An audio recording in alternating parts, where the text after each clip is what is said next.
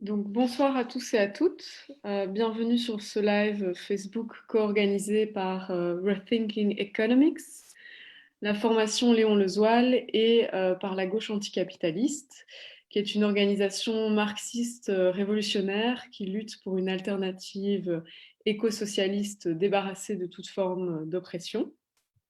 Donc, vous pouvez trouver plus d'informations à ce sujet sur notre site internet ou la page Facebook Gauche anticapitaliste. Donc ce soir, nous accueillons l'économiste Michel Husson qui va parler du capitalisme sur le fil du rasoir, notamment dans le contexte de la pandémie. Donc n'hésitez pas, après les interventions, à poser vos questions en commentaire sur le live Facebook. Je vais maintenant laisser la parole à Leila de Rethinking Economics Belgium. Voilà, c'est à toi. Bonjour. Oui, merci. Voilà, donc juste un tout petit mot sur Rethinking Economics, qui est d'abord une organisation internationale, mais qui se décline en Belgique sur la forme, on pourrait dire, d'un mouvement d'économistes, ou d'autres citoyens, qui peuvent être tant des étudiants que des chercheurs ou des professionnels, et qui vise à promouvoir d'autres approches que l'approche, on va dire, classique en économie, et ce, tant dans l'enseignement que dans la recherche ou dans le débat public. Et donc, c'est pour ça que Rethinking Economics trouve qu'il y a énormément de sens à avoir aujourd'hui une discussion avec Michel Husson. J'en profite aussi pour un petit peu plus longtemps présenter Michel Husson, qui est, pour ceux qui ne le savent pas, un statisticien et un économiste français, qui a depuis toujours lié, il me semble, à son travail d'économiste, un travail de militantisme et donc une connaissance de terrain aussi, qui a travaillé dans la fonction publique, à de la modélisation économétrique, puis à partir de 1990, qui a travaillé à l'IRES en France en tant que responsable du pôle emploi et qui a été également membre du conseil scientifique d'Attaque et de la fondation Copernic. Donc on a un économiste aguerri, expérimenté, qui s'est en plus penché sur la question de la crise actuelle. Et donc, on espère que sa vision d'ensemble et son expérience vont nous permettre d'amener de nouvelles clés à notre compréhension de ce qui est en train de se passer aujourd'hui. Et je laisse la parole à Bastien, qui vient un peu nous présenter la structure de ce live. Alors, voilà, au niveau du format, on part sur 1 heure de questions-réponses et d'échanges avec Michel Husson, pour finir par 30 minutes de questions-réponses et ou de remarques de votre part.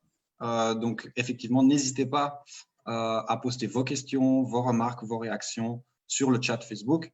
Elles seront relayées et on les soumettra à Michel Husson en deuxième partie de ce live. Bon, on va rentrer directement dans le vif du sujet.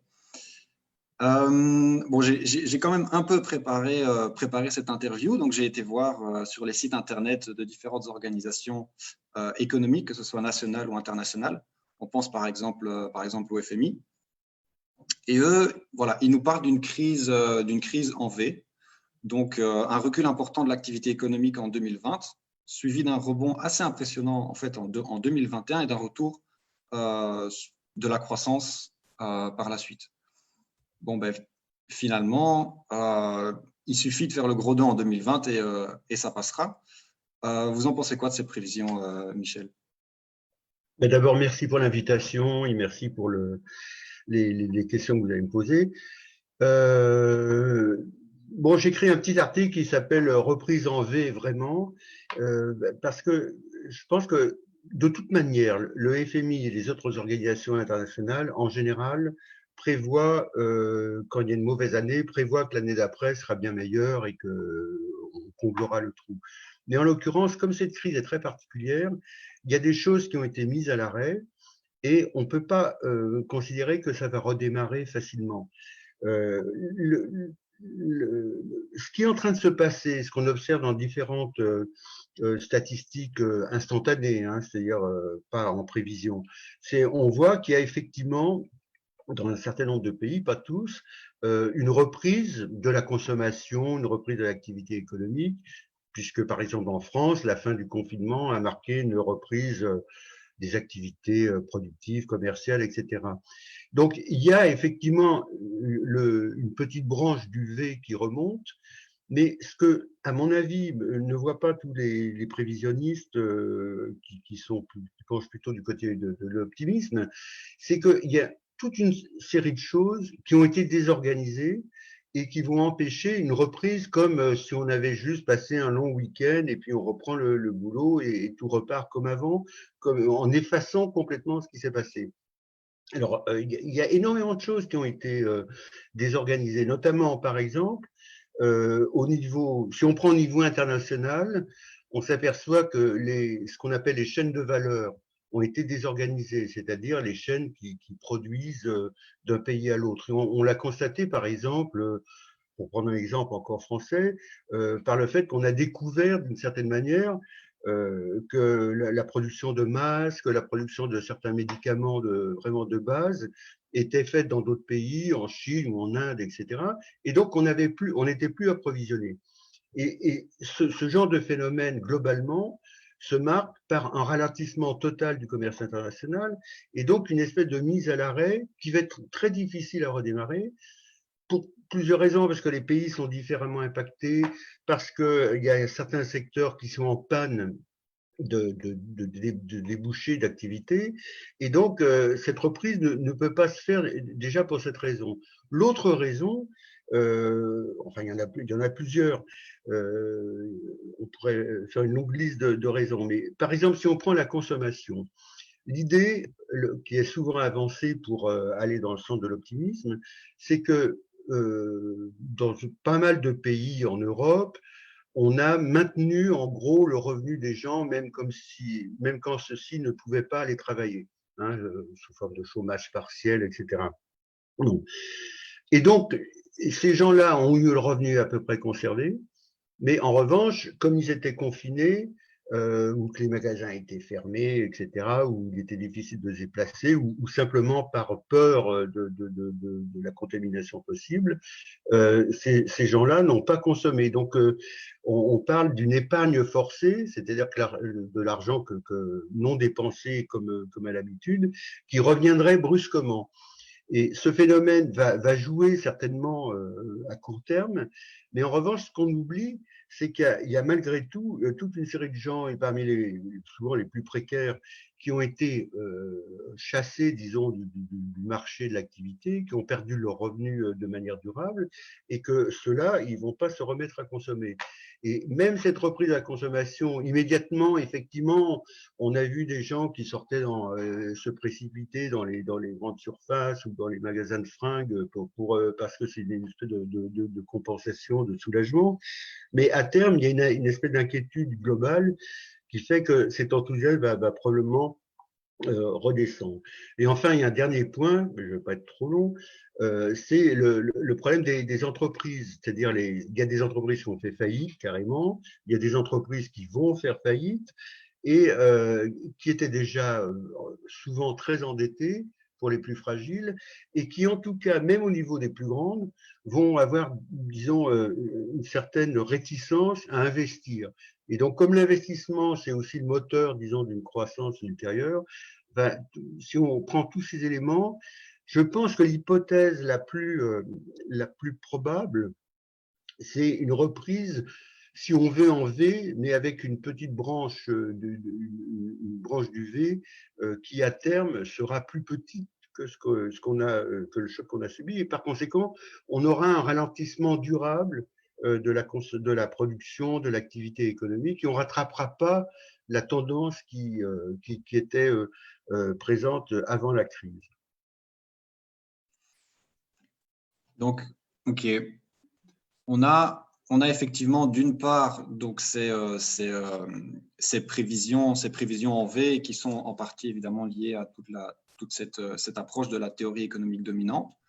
On a aussi toute une analyse de la crise qui est un peu plus critique, qui se base notamment sur des analyses marxistes, qui affirment en fait qu'on est là face à une crise assez typique du capitalisme. Et donc, moi, j'aimerais savoir ce que vous en pensez. D'abord, effectivement, elles disent quoi, ces analyses, en quelques mots, et que pensez-vous de cette fameuse formule, en fait, que le virus précipite la crise, mais il ne la cause pas? Je vais à une position de juste milieu là. C'est-à-dire que, bon, d'une part, il faut revenir rapidement effectivement sur les théories, disons, dominantes. Et il y a eu tout un débat au début, maintenant ça s'est un peu effacé, on est passé à autre chose, mais pour savoir si c'était un choc d'offres ou un choc de demande. Parce que ça correspond, vous savez, aux courbes d'offres et de demande qui se croisent, etc. Et puis elles se déplacent. Alors, laquelle s'est déplacée, qu'est-ce que ça va donner sur les prix et sur le niveau d'activité? Et donc, là, on voit bien que c'est quelque chose qui est absurde. C'est-à-dire que ce qu'il faudrait, le bon raisonnement, c'est le raisonnement, effectivement, qu'on peut attribuer à Marx sur les schémas de reproduction, c'est-à-dire l'idée du capital comme quelque chose qui tourne. Et donc, on produit, mais il faut que ça se vende, il faut qu'il y ait les revenus adéquats pour qu'on puisse écouler les marchandises, réaliser la plus-value, comme disent les marxistes. Mais, et donc, la bonne image, c'est l'image d'une embolie, c'est-à-dire le circuit s'est arrêté de fonctionner. Mais il s'est arrêté de fonctionner à tous les niveaux de la chaîne, c'est-à-dire du côté de l'offre, c'est-à-dire la production, et du côté de la demande, c'est-à-dire du côté de la consommation, de l'investissement ou des exportations au niveau mondial. En revanche, disons, l'autre lecture que certains marxistes ont eu au début de la crise et ensuite ils ont changé, il ne faut pas être désagréable ou malhonnête, mais c'était l'idée de dire que peu importe l'endroit où ça déclenche, c'est une crise comme celle qu'on a connue à partir de 2008 et au fond, bon, il y a un élément qui est vrai, c'est que souvent les crises, l'endroit où se déclenchent les crises ne permet pas de comprendre la réalité, la signification profonde de cette crise. Mais en l'occurrence, là, moi, je pense plutôt vers l'idée que c'est une crise exogène, puisque ce terme a été employé, c'est-à-dire qu'il y a un peu de l'extérieur du fonctionnement normal du système, mais en même temps, ce qui est vrai, alors là, tout à fait vrai, c'est que pour prolonger l'image de la maladie, c'est un virus qui s'attaque à un corps qui n'était déjà pas en très bonne santé. Et c'est à mon avis, c'est la lecture qu'il faut faire. Il y a quand même un événement. Alors effectivement, on peut dire, si on remonte vraiment très loin, on peut dire la possibilité même de cette pandémie est d'une certaine manière liée aux formes de la mondialisation qui détruit les équilibres de la biodiversité, les équilibres fragiles qui empêchaient, disons, la diffusion facile de ces épidémies. Bon, évidemment, la mondialisation a quelque chose à voir parce que ça s'est propagé au niveau mondial par les déplacements de voyageurs, de personnes, mais aussi de marchandises, probablement. Et donc, ça, c'est pas faux, mais quand même, l'ampleur de ce choc, il y a une dimension qui est exogène, c'est-à-dire qui n'est pas produite comme une crise financière peut être produite par les mécanismes, les dérèglements, les dysfonctionnements internes du système. Et à mon avis, c'est comme ça qu'il faut la voir.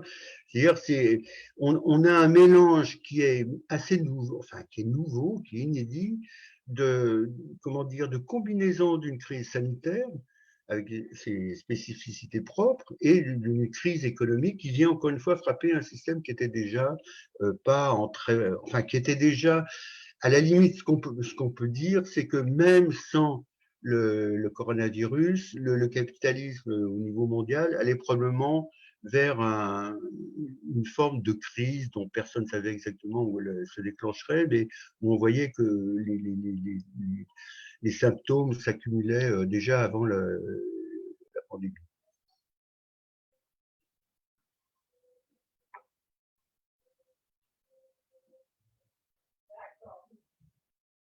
Voilà.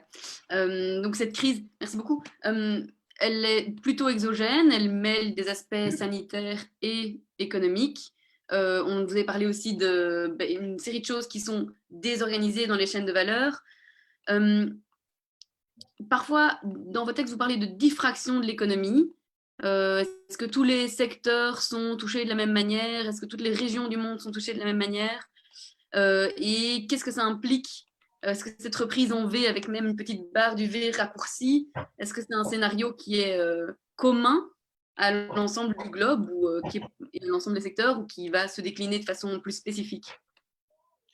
Oui, alors le terme de diffraction, c'est un peu une image, c'est-à-dire c'est quand il y a un rayon lumineux qui arrive sur un cristal, enfin je suis pas physicien, mais ensuite ça éparpille les différentes composantes mais je pense que c'est une figure qu'on retrouve dans plein d'endroits, à plein de niveaux des effets de cette crise. Le premier qui me vient à l'esprit et qui est probablement le plus profond, c'est à l'intérieur de l'Europe. C'est-à-dire, il y a déjà eu enfin tout le monde, enfin beaucoup avaient analysé ça, c'est-à-dire il y a une divergence, alors qu'on pensait que la constitution d'une zone euro favoriserait la convergence des économies. En fait, ce qu'on a observé depuis longtemps, c'est une divergence entre ce qu'on appelle le nord et le sud, la France étant au milieu, mais maintenant un peu plus du côté du sud probablement. Et donc, les mécanismes de la crise, pas forcément l'aspect sanitaire, parce que les pays ont été inégalement touchés, mais du point de vue de la capacité de rebond, va accroître ces éléments de différenciation. On en a d'autres aussi au niveau social, c'est-à-dire qu'entre les gens, sans parler des rentiers, et même en laissant de côté aussi les plus précaires, mais même à l'intérieur du salariat, disons,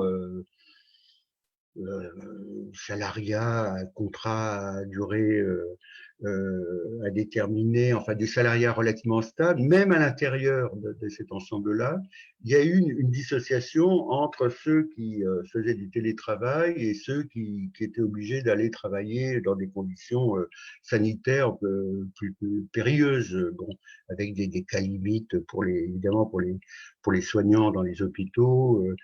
Et donc, on a une figure, et alors on peut voir ça aussi au niveau mondial, encore en élargissant un peu quelque chose qui est en train de se passer aujourd'hui, dont on parle relativement peu, c'est la manière dont les pays du Sud sont frappés par le sanitaire qui vient comment dire, creuser, enfin, augmenter des difficultés qu'ils avaient déjà.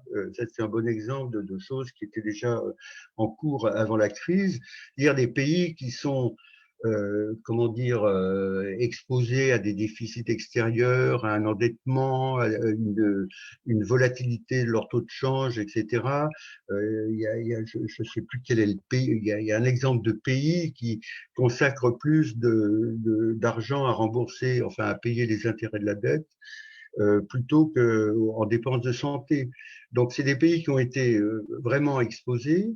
Et donc, il y a un effet, comment dire, eux sont probablement touchés, puis plus il y a un phénomène coup de massue qui est assez terrible et qui ne sera pas compensé par les allègements de dettes qu'on leur propose déjà, c'est que les capitaux du Nord se sont retirés avec une très grande brutalité des pays du Sud, alors sous prétexte évidemment d'incertitudes et sous prétexte, disons, des incertitudes gonflées par la crise sanitaire, mais ont précipité toutes les contradictions antérieures.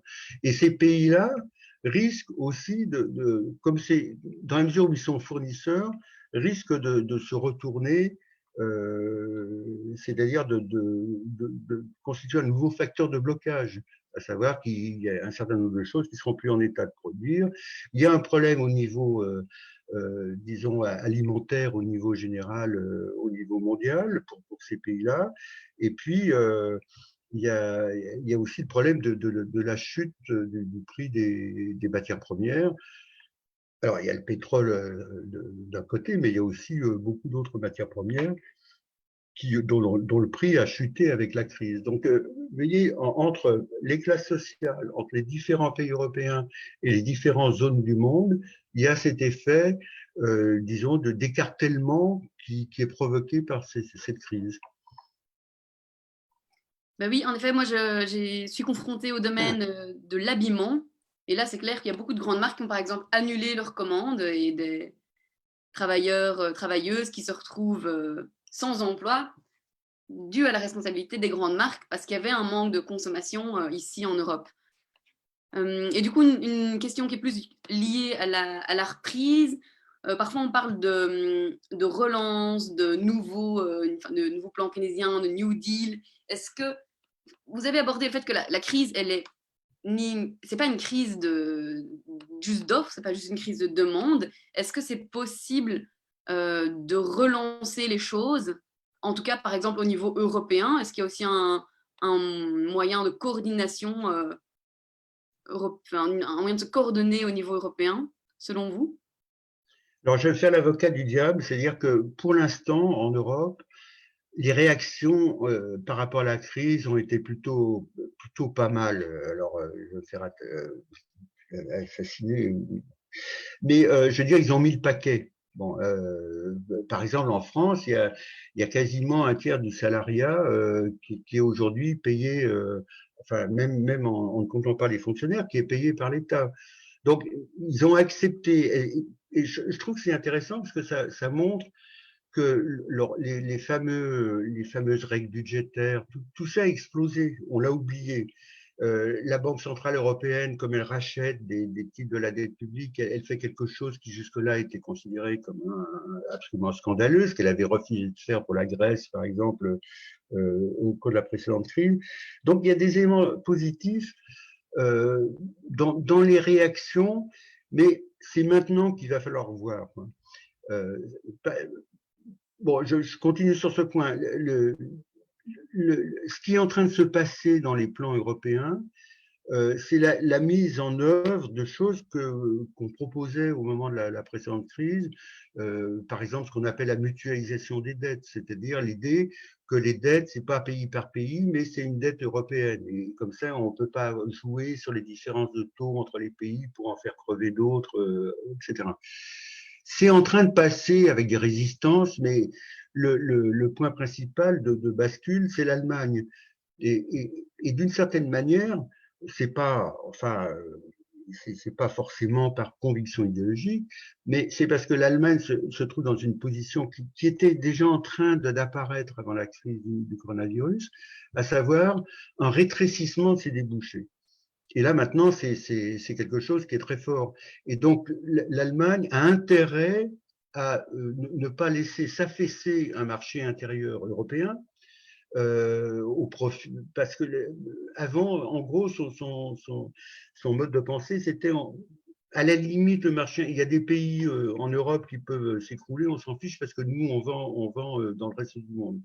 Hein, et c'est cette possibilité de s'extraire de la dynamique européenne a été grandement réduite par la crise.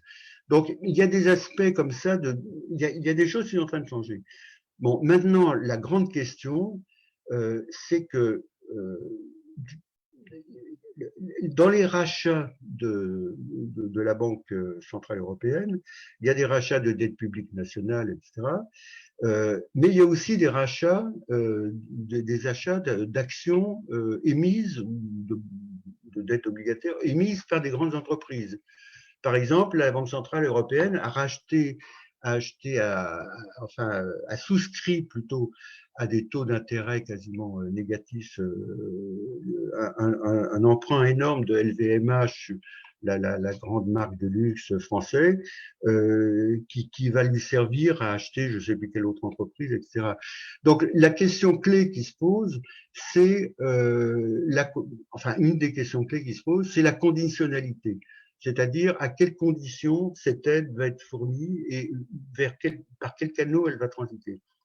L'expérience passée de la précédente crise montre que le quantitative easing, etc., qui était censé alimenter la demande, etc., en fait, n'est pas arrivé là où il fallait. C'est-à-dire qu'elle a permis aux entreprises de reconstituer, d'avoir du cash, etc., de faire des rachats d'entreprises, de revendre leurs actions pour faire monter leur cours.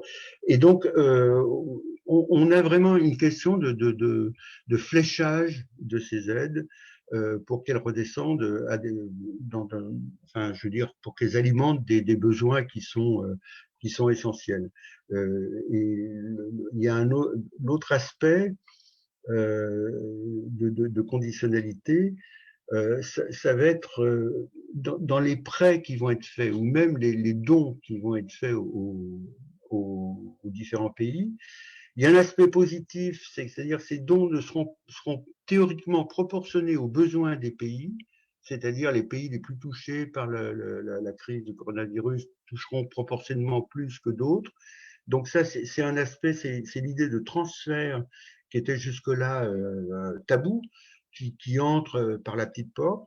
Mais en revanche, il reste dans les idées de la Commission européenne, dans les projets de la Commission européenne, l'idée que ces prêts seraient soumis au même principe que ce qu'on appelle le semestre économique, c'est-à-dire en gros, on vous prête si vous faites les réformes.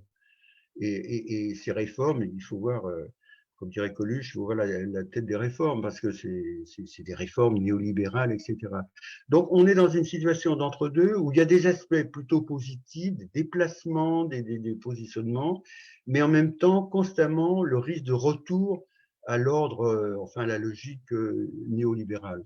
Mais sur le fond de la question, la relance enfin, c'est une autre question. La vraie question, c'est ce qu'on appelle aux États-Unis le Green New Deal, c'est-à-dire la composante environnementale de cette relance. C'est-à-dire, on peut pas refinancer les mêmes pour produire les mêmes trucs sans prendre en compte des critères, disons, environnementaux. Oui, donc ça pourrait être une condition, par exemple, c'est ça?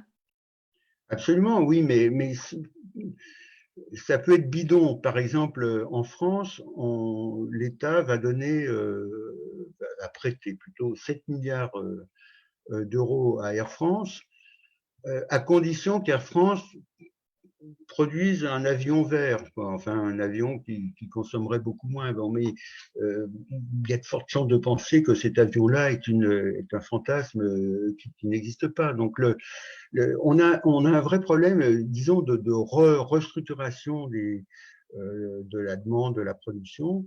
Et par exemple, une des propositions de la Convention citoyenne sur le climat là, en France, qui est un truc pas inintéressant, parce que c'était une conférence des citoyens qui tirait au sort, qui faisait venir des experts, etc. Une des propositions, c'est de supprimer les vols intérieurs en dessous d'une certaine distance, enfin d'un certain temps de vol, quoi. Bon, et tout le monde, et là, effectivement, il y a eu comment dire, des résistances, les lobbies sont à l'œuvre, etc. Donc, une des réponses possibles, c'est de dire que il suffit pas d'injecter de l'argent, il faut voir où il va et quel type de reprise ça peut stimuler. Oui, du coup, effectivement, on semble être, en fait, et vous le disiez, dans cette espèce d'entre-deux. On a par exemple d'un côté, effectivement, des dirigeants qui nous disent, il n'y a pas d'argent magique quand il s'agit de l'hôpital public, mais apparemment, l'argent magique, il y en a pour les grandes entreprises quand elles sont en difficulté. On a d'un côté aussi ces plans de relance, mais d'un autre, on voit aussi poindre un renforcement des mesures néolibérales qui vont utiliser finalement en grande partie le travail comme variable d'ajustement.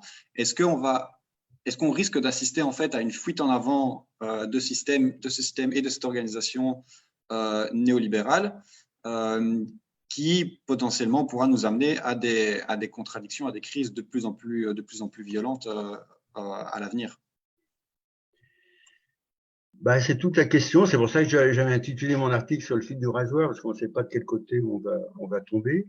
Mais il y a une autre variable quand même qu'il faut prendre en compte, c'est dans cette crise, les entreprises, du point de vue du profit, ont perdu beaucoup. Et il y a eu un choc sur leur rentabilité. Et donc, la logique du système va être de chercher à restaurer cette rentabilité, à récupérer le profit qu'ils ont perdu. Et donc, ça veut dire quoi? Ça veut dire une tendance au licenciement.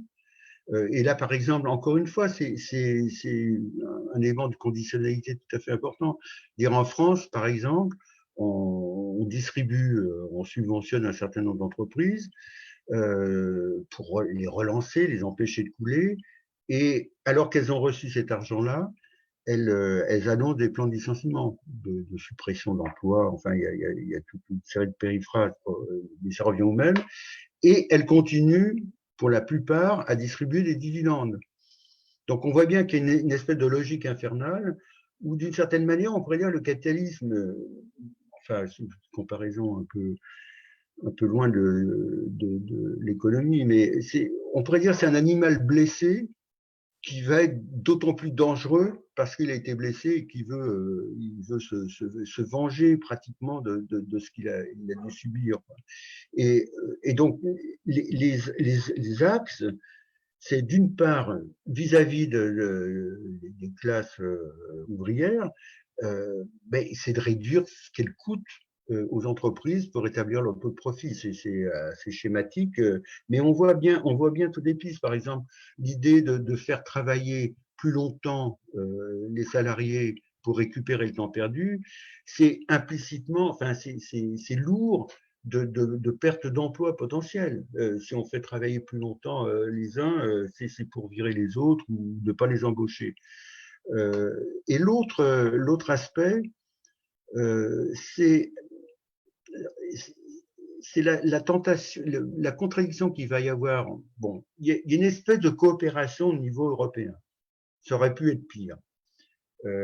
Mais en même temps, chaque pays ou les entreprises de chaque pays adossées à leur État vont essayer de récupérer des parts de marché et forcément de réintroduire un élément de concurrence contre les autres où personne ne peut gagner. C'est-à-dire il y en a qui gagnent, mais d'autres vont perdre. Et par exemple en France, je suis désolé de prendre des exemples franco-français là, mais c'est ceux qui me sont le plus proches par définition.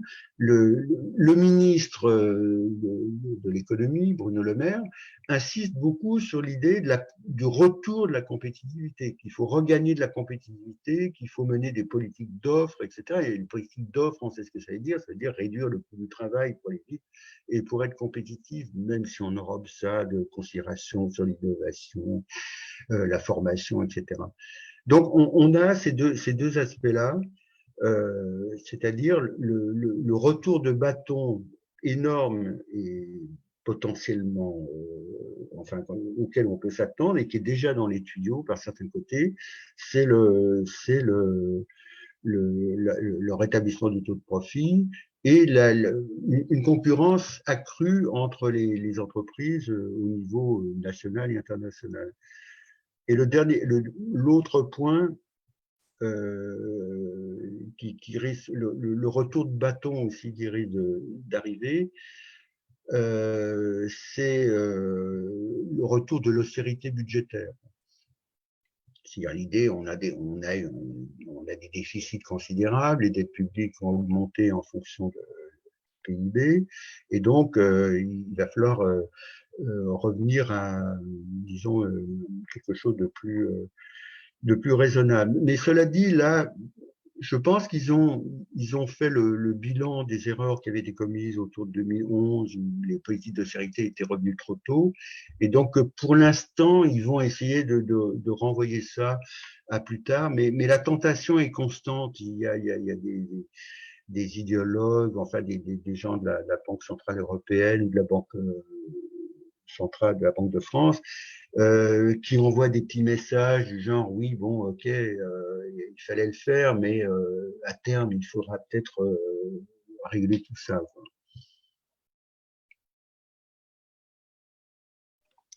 Ok, est-ce que il y a moyen de résister à ces coups de bâton? Est-ce que ce soit les travailleurs en termes de compétitivité ou que ce soit les citoyens de façon plus générale, si jamais on devait se retrouver face à des mesures d'austérité, le confinement a quand même aussi montré que l'économie ne tournait pas sans les travailleurs, qu'ils étaient essentiels. C'est à eux qu'on a demandé de partir en dernier des usines et on leur a demandé de revenir les premiers. Est-ce que c'est possible qu'il y ait une sorte de prise de conscience, si c'est le terme qu'on utilise parfois, de la part des travailleuses, des travailleurs, que sans eux, ben, l'économie ne tourne pas et donc potentiellement de résistance à ce bâton. Est-ce qu'il n'y a pas un risque de crise de consentement aussi, comme parfois on l'appelle, de la part de la population, s'il y avait si les mesures de compétitivité, d'austérité revenaient fort? On a redécouvert pas mal de choses, ou découvert ou redécouvert pas mal de choses, et notamment effectivement le rôle de ces travailleurs essentiels, plus ou moins obscurs, invisibilisés, etc. Donc ça, c'est un sentiment qui est très fort. L'autre aspect aussi, c'est qu'on a découvert quelque chose qui est fondamental à mon sens, c'est qu'il n'y a pas de corrélation entre les salaires qu'on verse et l'utilité sociale des métiers qu'on fait. Et bon, quand on voit les traders, enfin bref. Et donc, autour de ce sentiment, il peut effectivement se constituer une aspiration à remettre les choses à plat, à rétablir les. Mais je veux dire, ça va être compliqué. C'est-à-dire qu'il me semble qu'il faut trouver, il y a une légitimité à tout ça, mais il va falloir trouver un moyen, disons, de rassembler tous ces éléments qui sont dispersés, etc., autour d'un certain nombre de thèmes très forts, etc. Donc, par exemple, la lutte des soignants en France est quelque chose qui avait commencé d'ailleurs dans la crise du coronavirus, parce qu'à cause des réformes hospitalières, des réductions d'effectifs, du nombre de lits, etc., d'une gestion enfin, où on gérait l'hôpital comme une entreprise, ça, c'est très fort. Bon, et donc, il y a un mouvement qui est très profond et qui se heurte à des promesses qui ne sont pas tenues de recréer des emplois, de revaloriser les salaires, etc. Et donc, il y a un mouvement qui est très fort, mais l'éternel problème, enfin, en France et je pense dans d'autres pays, c'est la convergence des luttes autour d'un projet qui soit englobant, quoi. Et c'est ça la vraie difficulté. Mais c'est bon, c'est difficile de faire des prévisions là-dessus, mais il y a la possibilité. C'est pas impossible en général, ça marche comme ça, enfin en tout cas en France, qu'il y ait une mesure tellement insupportable qu'elle déclenche un mouvement d'ensemble. Je pense que c'est ce scénario auquel on peut espérer. Quoi. Mais ça ne veut pas dire qu'il ne faut pas construire les mobilisations au cas par cas ou à l'endroit où on se trouve, dans les grandes entreprises, etc. Mais pour que ça devienne un mouvement d'ensemble, il faut ce déclencheur. En fait, il y a plein de luttes. Et puis en France, il y a eu le mouvement des Gilets jaunes, le mouvement contre les retraites, qui ont pris des formes assez violentes, assez dures, etc. Et donc, il y a, bon, qui n'ont pas triomphé, mais il y a cette accumulation, disons, de volonté de s'exprimer, de reprendre le dessus.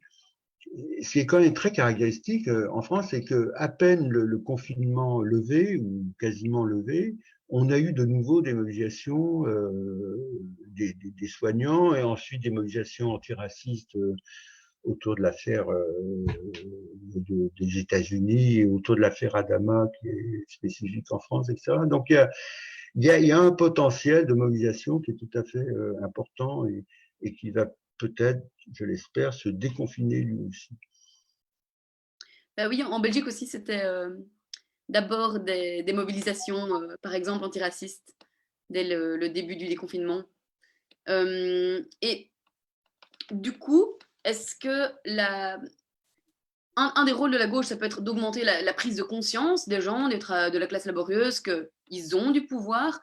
Ici, dans ce que vous disiez, j'ai l'impression que s'il faut appuyer sur un aspect, ce serait plutôt, pour des militants par exemple, ce serait plutôt de construire cette convergence des luttes, alors de lier les luttes les unes aux autres ou quelque chose comme ça? Oui, non, mais la question qui se pose aussi, enfin qui est compliquée, c'est celle du programme, enfin d'avoir un espèce d'ensemble. Et alors, des programmes, il y en a pas mal. Et la difficulté, c'est peut-être de trouver aussi deux, trois revendications, entre guillemets, qui jouent ce rôle, disons, à la fois de réunir les différentes luttes et puis comment dire, de jeter un pont vers une autre société, une autre organisation de la société, quoi. Mais je ne suis pas le grand chef d'orchestre clandestin ou pas de la lutte des classes, mais pour l'instant, c'est très dispersé. Bon, du point de vue de l'élaboration, si vous voulez, il y a des thèmes qui sont mis en avant. Par exemple, il y a un appel, mais c'est surtout, c'est plus fort en Espagne, l'idée de mettre une taxe Covid sur les plus riches, quoi, sur les dividendes des entreprises, etc. Bon, c'est quelque chose, mais peut-être que les gens trouvent ça juste, mais ils descendront pas forcément dans la rue avec des banderoles taxe Covid. Euh, donc c'est le lien entre ces réponses, parce que effectivement il y a un problème de répartition des revenus, la répartition de la richesse de manière générale, et donc ces réponses-là, il faut arriver à lier ces revendications d'ordre général aux situations concrètes des gens, quoi. Et c'est quelque chose qui est compliqué. Est-ce que justement, parce que vous parliez d'un thème qui serait rassembleur, est-ce que justement ce thème du soin, pris dans une acceptation et compréhension relativement large, serait pas un thème particulièrement mobilisateur en cette période et qui pourrait faire le pont entre ces différentes luttes? Oui, oui, bien sûr, mais de manière plus générale, la difficulté, c'est la suivante, enfin, telle que je peux la ressentir plus que l'analyser. C'est les vraies réponses rationnelles consisterait à dire il faut organiser la société pour satisfaire les besoins vraiment essentiels, primordiaux, et donc leur donner la priorité. Donc, parmi ces besoins essentiels, il y a effectivement celui qui est assuré par les professions dites du soin dans la logique la plus grande, enfin dans la définition la plus large. Et donc, c'est ça qu'il faudrait, c'est ce vers quoi il faudrait viser. Et il y a des éléments, disons, comment dire, de prise de conscience liée à la crise du coronavirus qui aide tout ce qu'on a dit sur les professions essentielles, enfin les gens dont on ne peut pas se passer mais qu'on oublie dans la vie courante, comme s'il allait de soi qui travaillait pour le bien commun.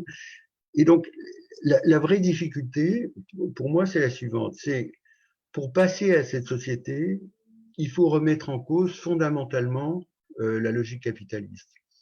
Parce que si le soin est cantonné à des emplois soit précaires, soit bas salaire, soit comment dire, fléchés vers les femmes qui en occupent la majeure partie parce que justement on peut profiter de plus bas salaires, etc.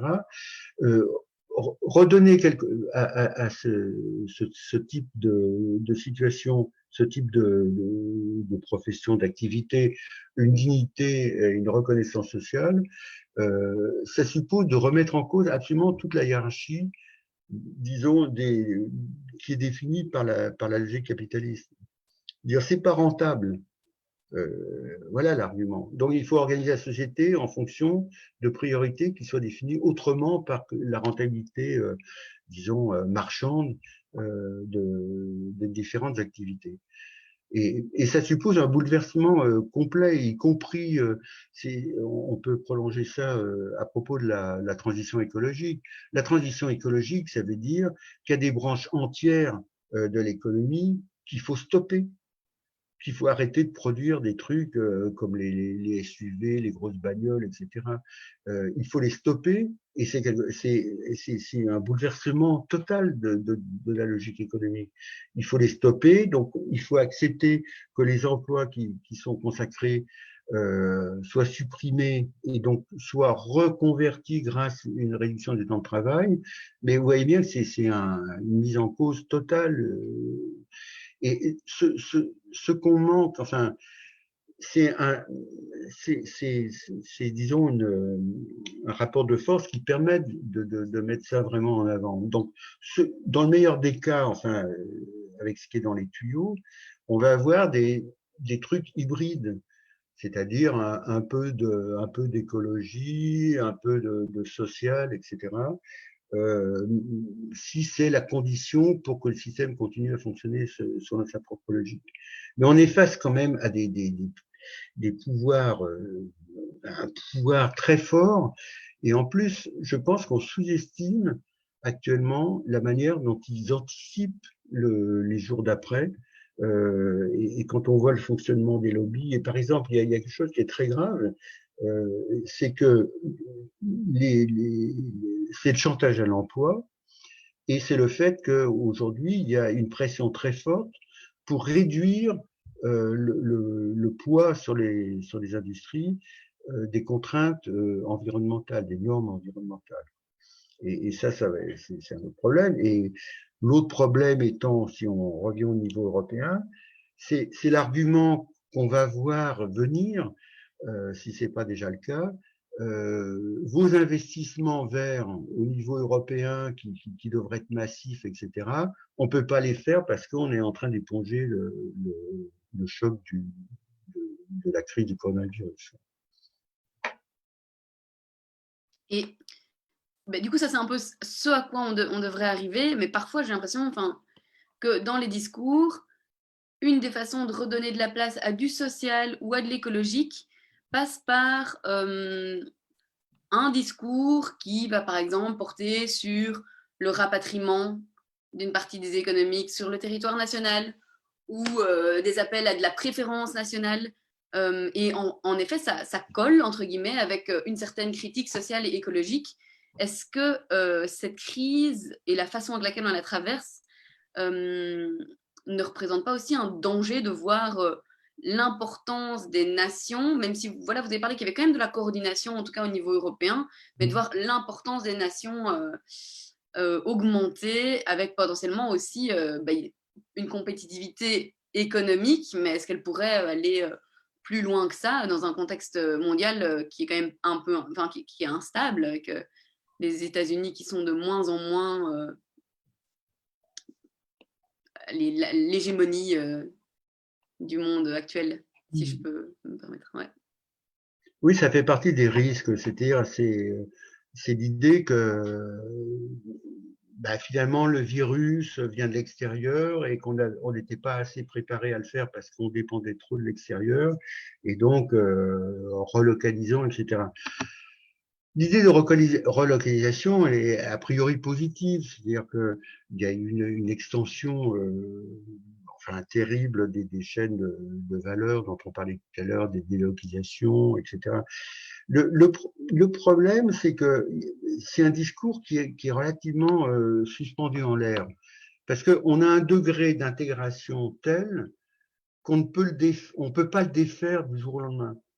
Et donc, il y a une espèce de logique qui est la même, à mon sens, que celle qui jouait en faveur des discours sur la sortie de l'euro. C'était l'idée qu'en sortant de l'euro, ou en postulant des relocalisations massives, on allait s'extraire de tous les problèmes du système. C'est-à-dire qu'on risque de bifurquer vers un objectif qui est pas qui est un objectif presque collatéral, je dirais. En plus, le côté du joueur, c'est-à-dire prenons par exemple, je ne sais pas pour défendre la mondialisation, c'est pour dire que c'est difficile de revenir en arrière. Prenons par exemple un ordinateur, je veux dire, qu'est-ce qu'on va relocaliser la production d'ordinateurs? Bon, admettons qu'on le fasse, ça coûtera plus cher parce que la main-d'œuvre sera plus chère, mais admettons qu'on fasse ce choix. Mais même, je veux dire, même ça prend énormément de temps. Il faut former les travailleurs, il faut trouver enfin, installer des lieux de production, etc. Donc, il y a une espèce de rigidité, malgré tout, de ce qui a été installé. Et l'idée, enfin, à mon avis, qui est dangereuse, c'est dire, ah, il suffit de claquer des doigts et on reste chez nous bien tranquille, au chaud et à l'abri. Et ça marche pas comme ça, d'autant plus qu'il y a aussi un autre aspect, c'est un autre argument c'est que nous, on vend à l'extérieur. Et donc, il y a une espèce d'asymétrie du genre, on veut bien se protéger et produire au lieu d'acheter à l'extérieur, mais on dit rien de l'autre côté, c'est-à-dire, bon, ben, on cesse de vendre toute une série de produits plus ou moins multiples. Dans le cas de la France, par exemple, c'est même un schéma qui est curieux, c'est-à-dire que quand on voit les points forts des exportations françaises, on vend, enfin, bon, j'exagère un petit peu, mais on vend une grande partie à les couches sociales privilégiées des pays du Sud. Donc, on a une espèce de dissymétrie.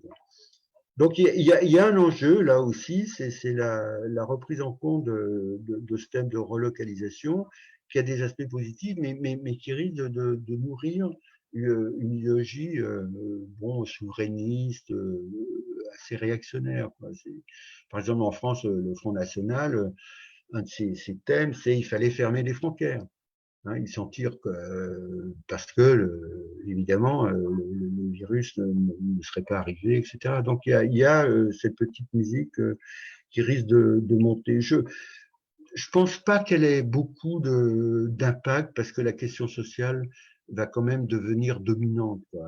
C'est-à-dire, quand vous avez une entreprise qui ferme et on vous vire, c'est difficile de dire oui, mais il faudrait produire ce qu'on achète à l'extérieur parce que cette restructuration est très lente, elle nécessite des délais de mise en œuvre.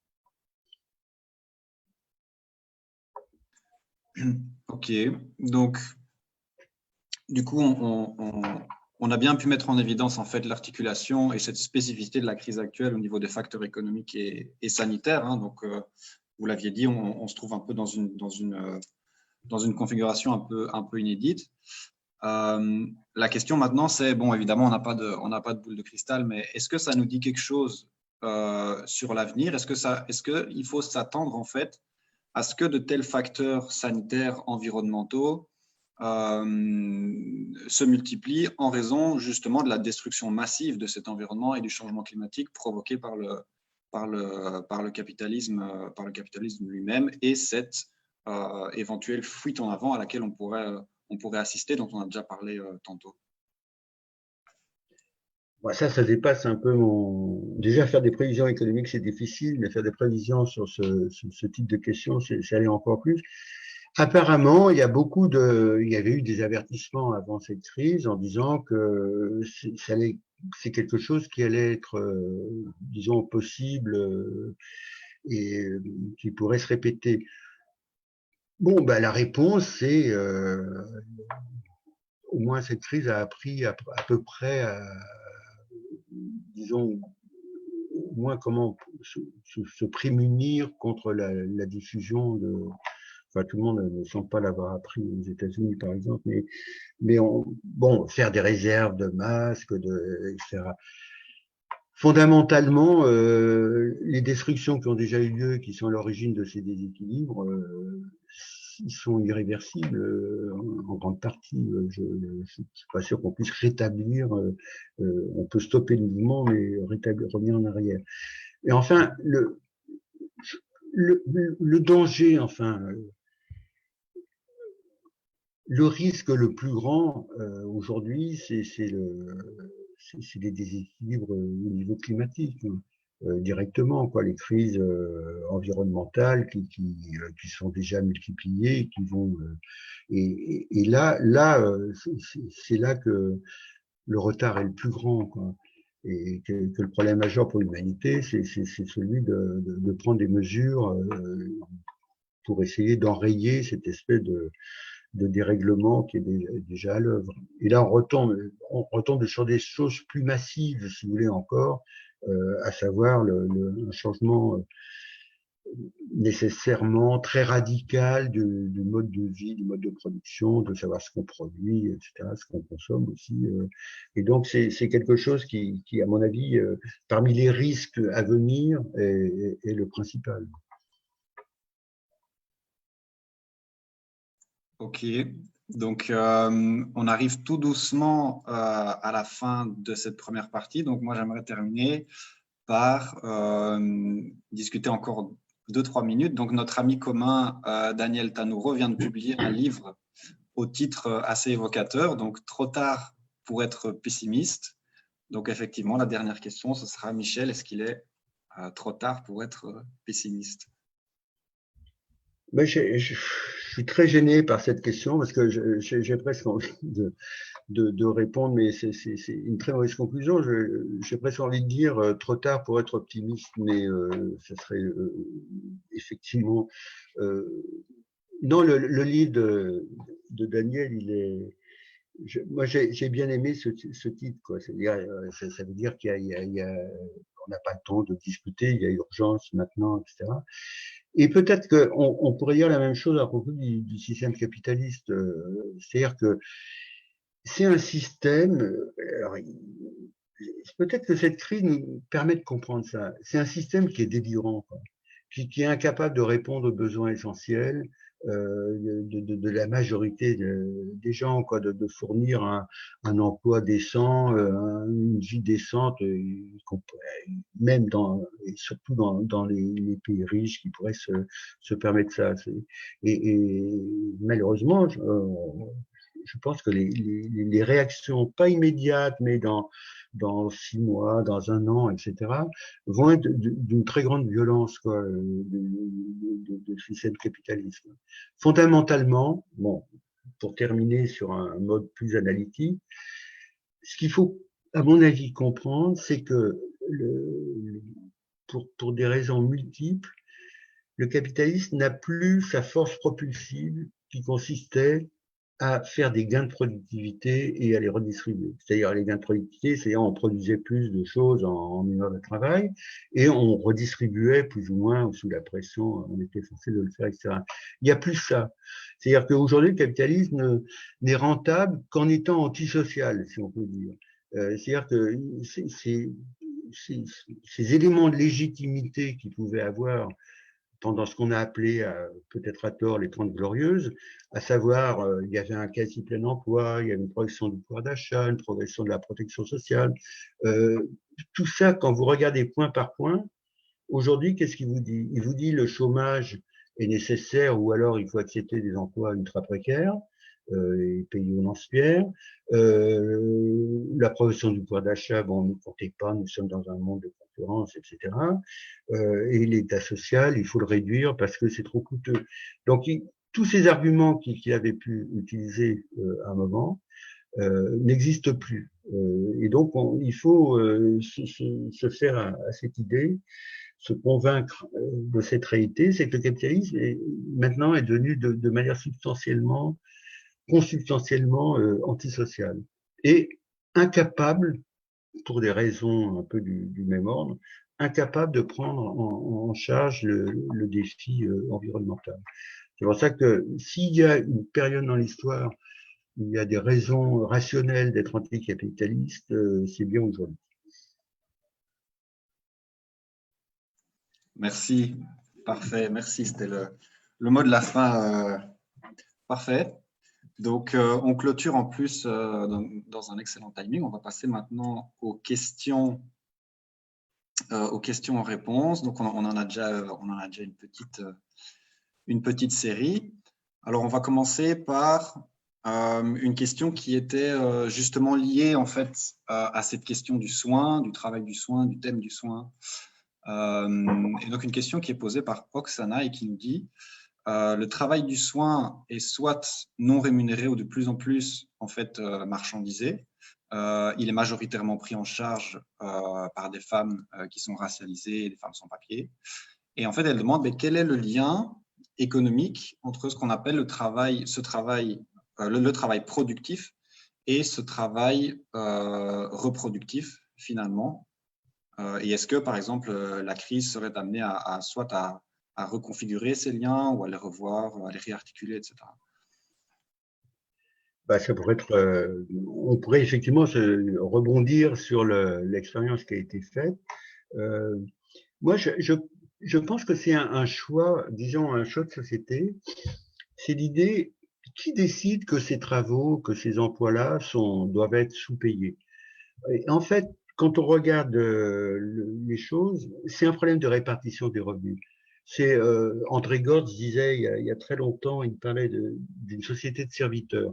C'est-à-dire, on est dans une société où il y a des inégalités qui rendent possible des emplois sous-payés et qui sont, disons, légitimés par la consommation des riches. On est un peu dans une société comme Malthus l'imaginait, c'est-à-dire les riches servent à quelque chose, à savoir à donner des emplois à leurs domestiques. Quoi. Et on est là-dedans. Et en gros, il n'y a pas de règles qui disent que certains emplois qu'on considère à tort comme non qualifiés sont des emplois qui devraient être sous-payés. Et donc, c'est un peu la lutte sociale qui va définir finalement quelle est la bonne hiérarchie. Mais il y a un lien aussi avec comment dire, la répartition des revenus.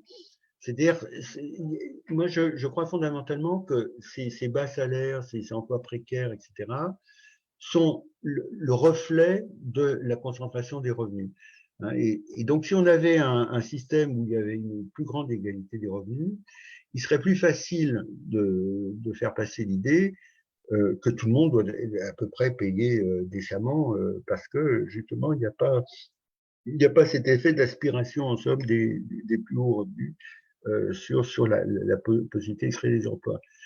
Par exemple, j'avais un exemple sur lequel j'avais observé. Il y avait à La Ciotat en France un chantier naval qui a fait faillite.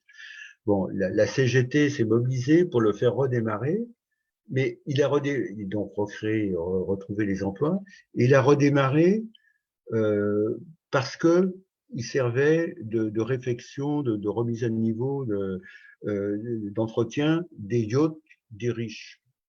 Et donc, aujourd'hui, si on devrait reprendre cette analyse, c'est-à-dire qui travaille pour qui, et on s'apercevrait qu'il y a cette relation-là entre répartition des revenus et type d'emploi.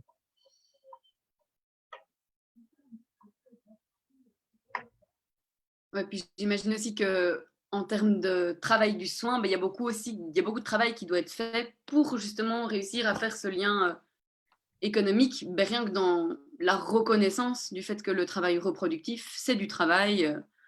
Par exemple, le travail des femmes de soins à domicile ou ailleurs. Bah, c'est plus une petite remarque à titre personnel, mais moi j'ai l'impression qu'il y a aussi encore beaucoup de travail à faire en termes de reconnaissance de ce travail-là, avant de pouvoir même lui donner malheureusement, avant de pouvoir lui donner même une rémunération économique.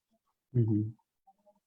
Et j'enchaîne sur alors une question qu'on avait reçue au début de la discussion, quand même encore assez tôt, qui est d'Edouard et qui pose comme question, ok, quelles sont vos idées pour lutter face à une monnaie unique, donc l'euro, qui a de grandes chances de se casser la figure dans les années à venir. Donc ici, j'imagine que c'est comment est-ce qu'on peut lutter, surtout contre, c'est pas trop clair pour moi, c'est la question, c'est lutter contre l'euro ou si c'est lutter contre le cassage de figure de la monnaie unique? C'est une très vaste question. Alors là, parce que c'est un débat qui dure depuis au moins une dizaine d'années, quoi. Moi, ma position de fond, c'est celle-là. On n'aurait jamais dû faire l'euro, mais maintenant qu'on y est, c'est extrêmement difficile de s'en sortir. Il faut faire avec. Et faire avec, c'est pousser dans le sens je veux dire, tout le monde n'est pas d'accord avec ça, évidemment, mais c'est pousser dans le sens d'une autre organisation de l'Europe, et notamment une organisation de l'Europe qui soit fondée sur des effets d'harmonisation, de transfert entre les pays, etc., de définition de droits socio-économiques au niveau européen, etc. Bon, je suis pas convaincu que l'euro soit menacé plus spécialement par la crise aujourd'hui qu'auparavant. Hein. Et par exemple, si on prend le cas d'Italie, le problème, c'est le suivant. Le cas d'Italie, c'est un des pays les plus fragiles, en fait, en ce moment, parce qu'il est très endetté, parce que, bon, est-ce que la sortie de l'euro serait une solution pour le pays, pour ce pays-là? Non, à moins de dire qu'il annule unilatéralement sa dette, ce qui poserait des problèmes de rétorsion absolument terribles. Donc, je pense que d'une certaine manière, la question, disons, de l'effondrement de l'euro n'est pas directement pesée aujourd'hui, parce que, en gros, le chemin que ça avait pris la dernière fois en 2010-2011, c'était justement l'écartèlement, la crise des dettes souveraines, c'est-à-dire les faits que certains pays devaient payer des taux d'intérêt monstrueux sur leurs dettes, et donc ça les empêchait de s'endetter, donc ils donnaient des politiques d'austérité où on leur imposait qu'ils sombraient dans la récession. Aujourd'hui, d'une certaine manière, les institutions européennes ont compris qu'il faut éviter ça. Hein, et quand Christine Lagarde est arrivée à la Banque Centrale Européenne, elle a eu un petit mot du genre « c'est pas mon job de m'occuper des spreads ». Les spreads, c'est les écarts de taux d'intérêt entre les différentes dettes européennes. Et là où c'est mal parti, parce qu'elle dit « bon, j'en ai rien à faire ». En fait, très rapidement, ils ont dit on mettra l'argent qu'il faudra pour empêcher cet écartèlement des taux d'intérêt. Et donc, ils ont la conscience que c'est par ce biais que pourrait rentrer une crise systémique de l'euro. Et je pense qu'ils ont compris qu'il fallait l'éviter. Et du coup, ils vont, même si ce n'était pas a priori leur souhait, ils vont vers une forme disons, d'Europe un peu plus, je fais bien attention au mot, un peu plus solidaire, etc. Et il me semble que ce qu'il faut faire, c'est plutôt pousser dans ce sens. Il y a notamment l'idée de conditionnalité. Par exemple, il y a un programme, disons, de développement des énergies renouvelables qui serait financé par l'Europe serait proportionnellement plus favorable aux pays du Sud. Parce qu'ils ont du soleil, parce qu'ils ont, enfin, c'est pas les sols, mais ils ont l'accès à la Méditerranée, etc. Et donc, il y aurait par ce moyen-là un moyen subreptice pratiquement de réaliser des transferts et il y a des logiques comme ça à mettre en œuvre et c'est plutôt dans le sens qu'il faut essayer de pousser au niveau européen. Et du coup, tant qu'on y est effectivement au niveau européen, il y avait une question qui était un peu liée. Donc, on a une question de Moreau qui dit si un gouvernement de gauche arrivait au pouvoir, comment éviter en fait un scénario à la Syriza en Grèce? Quelles mesures prendre en fait pour défendre une potentielle politique de rupture anticapitaliste au sein d'une formation comme l'Europe ou la zone euro? Bon, la question n'est pas d'actualité. Non, je plaisante. Non,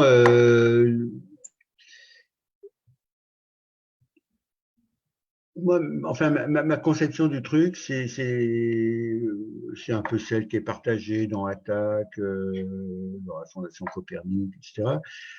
C'est l'idée d'unilatéralisme. C'est-à-dire, si on pense qu'il faut prendre de bonnes mesures, on les prend unilatéralement, même si elles correspondent pas aux règles, aux traités, etc. Bon, mais c'est pas très grave parce que de toute façon, ces règles et ces traités sont en train d'être bousculés dans la situation actuelle. Et donc, l'idée, c'est on fait les choses, on prend les bonnes mesures, on propose qu'elles soient étendues au niveau européen, parce qu'en général, c'est des mesures qu'on appelle coopérative, c'est-à-dire plus il y a de gens qui prennent ces mesures, plus le résultat est positif. Par exemple, si vous faites la réduction du temps de travail, au niveau d'un seul pays, c'est moins facile que si tous les pays européens décidaient ensemble de réduire leur temps de travail. Si on fait un SMIC européen qui soit modulé selon les niveaux de développement des différents pays, c'est plus facile de l'augmenter parce que ça fait tomber tous les arguments de concurrence, etc. Donc c'est des mesures coopératives. Plus il y a de gens qui prennent cette mesure, plus de pays qui prennent cette mesure, plus l'effet global est positif. Donc, les mesures qu'on prend unilatéralement, c'est pas des mesures, disons, enfin, pour piquer des parts de marché aux voisins, quoi.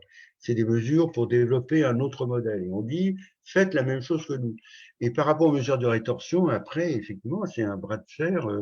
Syriza, bon, n'a même pas vraiment cherché le bras de fer, mais c'était tout petit, quoi, par rapport au. Enfin, on ne va pas revenir sur cet épisode. Y compris, il aurait pu effectivement unilatéralement décider de ne plus rembourser la dette, quoi, au tout début où ils sont arrivés. Et donc, c'est ça. Et y compris en dernière instance, la menace de sortie de l'euro et donc peut être utile dans un certain nombre de cas, mais je ne suis pas sûr que ce soit une. C'est plus la question de désobéir aux règles du jeu européen si on pense qu'on est légitime de le faire.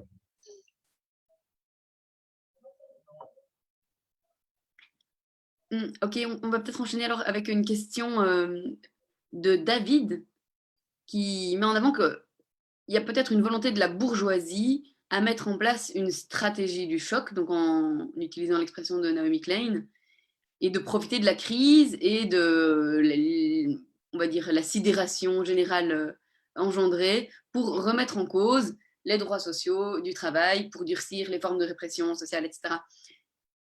Est-ce qu'on est face à ce risque-là? On l'a déjà un petit peu abordé dans le live. Donc on peut peut-être aussi lier cette question de David à une question plus, deux questions même, qui sont plus dans l'ordre de alors qu'est-ce qu'on peut faire si ces mécanismes-là se mettent en place. Donc Daniel, il met en avant le fait que on a vu la crise a une origine en partie exogène, le virus, et est-ce que ce n'est pas quand même un signe avant-coureur d'une tendance croissante du capitalisme à encaisser de plus en plus fort les effets de la transgression des seuils de soutenabilité écologique, en posant la question de comment est-ce qu'on peut faire pour, donc, je cite, pour faire le pont entre des niveaux de conscience qui restent bas d'une part et l'extrême radicalité anticapitaliste nécessaire pour faire face à cette situation. Et de nouveau avec une troisième question qui est un petit peu dans le même ordre de vers quoi est-ce qu'on peut s'orienter si on veut lutter contre tout ça. C'est une question de Serge qui dit que voilà, en un mois, on l'a vu, les normes d'endettement des accords de Maastricht ont pu sauter, alors que il y a eu des dizaines d'années de lutte syndicale, entre autres, mais importante, car l'endettement et la norme salariale étaient sujets tabous. Et donc la question, c'est est-ce que, ici je cite aussi, malgré le manque de perspective des directions syndicales, quelles peuvent être les réponses des militants syndicaux radicaux et il parle de façon générale, car il y a en effet une dépendance d'un pays à l'autre, les organisations syndicales étant bien sûr bien différentes d'un pays à l'autre. Donc voilà, on a un petit peu, avec David, le constat ou la question que est-ce qu'on va se retrouver face à encore une remise en cause des droits sociaux, et puis face à cette situation problématique du point de vue écologique et social, qu'est-ce qu'on peut faire en tant que militant ou en tant que militant syndical? Je suis un peu gêné pour répondre à cette question, parce que ça supposerait que j'ai des réponses et des conseils à donner. Mais je vais revenir sur la stratégie du choc. Il faut bien comprendre une chose, c'est pas, enfin, parce que la référence à Naomi Klein pour être trompeux, c'est-à-dire ils n'ont pas fabriqué un virus pour flanquer un choc, parce qu'encore une fois, ils en ont pris quand même leur part hein, en termes de rentabilité, comme j'ai expliqué tout à l'heure. Et donc, qui a un effet, un retour de bâton, où ils vont profiter de cette situation pour aller encore plus loin dans le recul. Bon, c'est quelque chose qui est parfaitement évident, quoi. C'est comme ça que ça fonctionne. On serait vraiment très naïf de s'attendre à une espèce d'autorégulation, disant oui, on a compris, on va améliorer les choses, etc. Donc c'est bon, là il n'y a pas de doute possible. Alors ensuite, sur la question de savoir comment se lutter contre ça, comment se prémunir, etc. Euh, je pense qu'il y a besoin d'une espèce d'horizon de transformation sociale qui nous manque en ce moment. Hein, de manière, donc il faut reconstruire ça à un niveau un peu général autour d'un certain nombre de grands projets, etc. Et puis, il faut coupler ça avec les luttes locales ou sectorielles, etc., en disant l'objectif, disons, de ceux qui participent à ces luttes, c'est à la fois les développer, mais de les élargir, quoi, et de les faire converger. Alors, il n'y a pas de recette magique, mais je pense qu'il faut avoir ça comme préoccupation.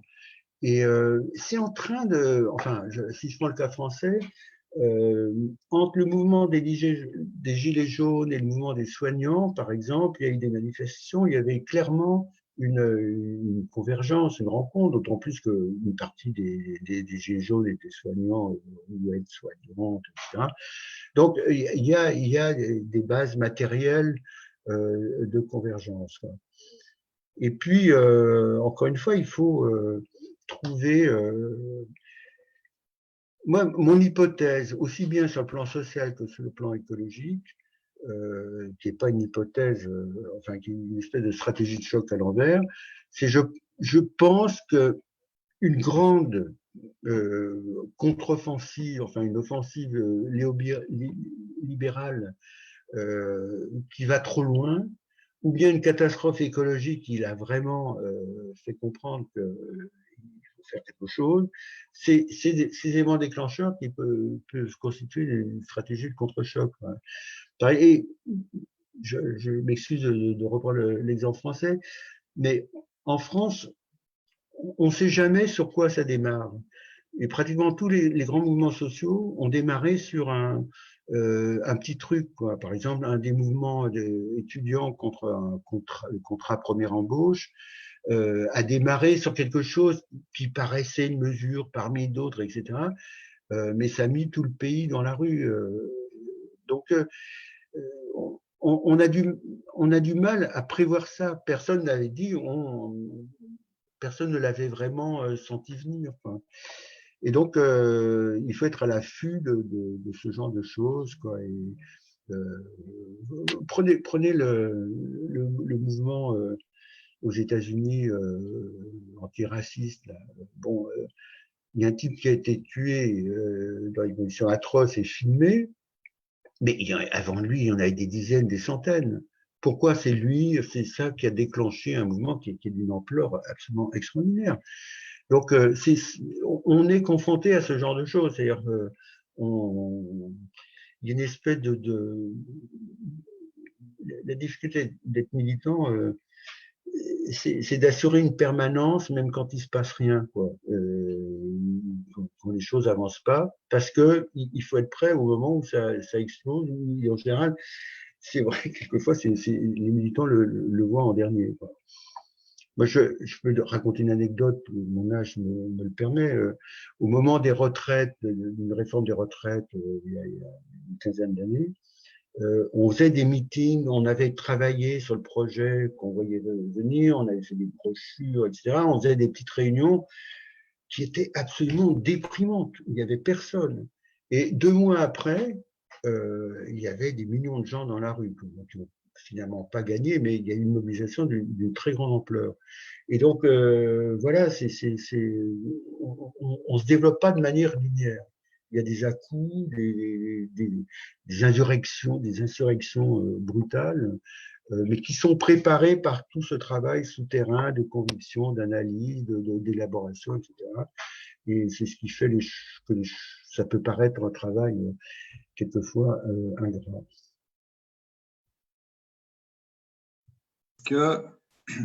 Parce que ici voilà, on est un peu dans ce registre-là. Donc, il y aurait effectivement, parce qu'on parle de réaction, de contre-réaction, néolibérale ou pas, etc., de la réponse, effectivement, soit de certaines couches de la population en général. Mais on observe aussi, et particulièrement, en tout cas, si on prend le cas de la France, à une répression qui est quand même extrêmement brutale.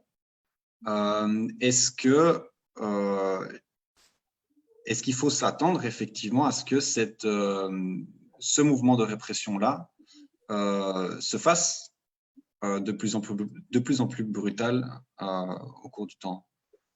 Quand on voit par exemple dans la Macronie actuellement, on sait que typiquement c'était un des éléments qui avait été soulevé. Il n'y avait pas d'argent pour les masques, ou en tout cas peu d'argent pour les masques, mais ils avaient fait des grosses commandes de gaz lacrymo et de LBD pour se préparer après le confinement.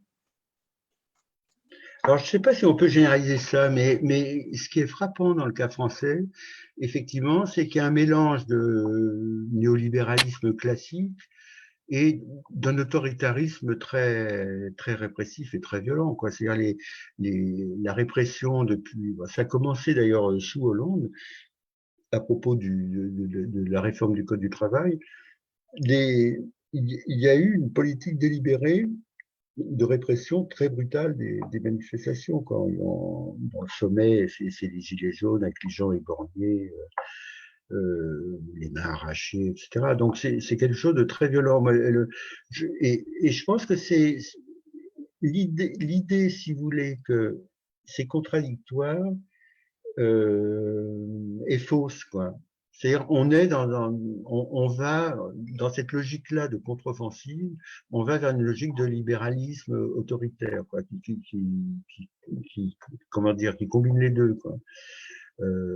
Non, mais j'ai été surpris sur certains reportages aux États-Unis où les gens étaient ultra scandalisés parce que les policiers lançaient des grenades lacrymogènes sur les manifestants, alors que pour nous c'est vraiment ordinaire, quoi. C'est le minimum syndical, quoi.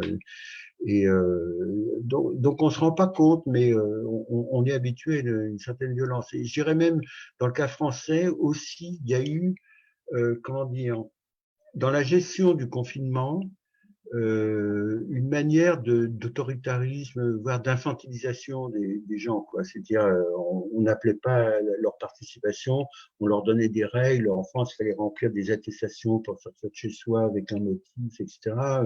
On pouvait aller courir, mais pas à plus d'1 kilomètre de son domicile. Ensuite, quand ça s'est un peu déconfiné, on avait le droit d'aller en week-end, mais pas plus de 100 km de son domicile, enfin, etc., etc.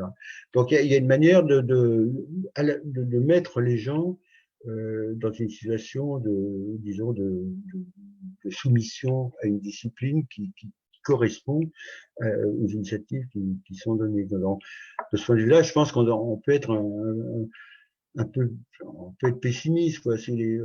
C'est-à-dire, Macron, par exemple, il joue le fameux en même temps, c'est-à-dire il est à la fois, il organise sa convention citoyenne avec tiré au sort, donc c'est une espèce comment dire, d'hommage indirect aux revendications de démocratie participative, démocratie citoyenne, appelez ça comme on veut, mais en même temps, il tape sur les gens dès qu'ils manifestent dans la rue, avec une logique enfin, de gestion des manifestations qui est provocatrice, c'est-à-dire on nasse les gens, comme on dit, on leur balance des grenades, puis après, alors qu'il n'y a rien eu. Donc il y a une gestion tout à fait systématique et qui, d'une certaine manière, est une image de ce qui se passe dans l'ensemble de la société. Je pense que il me semble que la réaction, encore une fois, du capitalisme va être violente. alors donc violente dans les manifestations, mais violente aussi dans la gestion sociale, quoi. Il faut être, oui, il faut être naïf, hein. C'est-à-dire, on n'est pas au pays des bisounours, c'est-à-dire, on va pas dire, ah ben oui, on a suivi ces lettres, on a appris pas mal de choses, donc maintenant, on va vivre, s'organiser différemment. Non, c'est pas comme ça que ça va se passer.